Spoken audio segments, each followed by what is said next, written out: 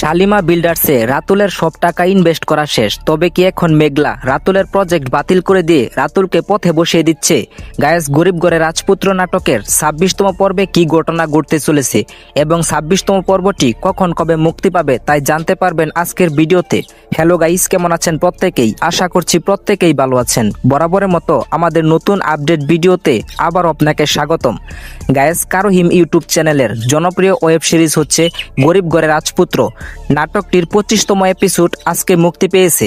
২৫তম episode কারা কারা দেখেছেন এবং আপনার কাছে কেমন লেগেছে অবশ্যই কমেন্ট করে জানিয়ে দিবেন। গরিব ঘরে রাজপুত্র নাটকের প্রতিটি সিরিয়াল একের পর এক টুইস্টের মাধ্যমে শেষ হচ্ছে প্রতিটি পর্ব।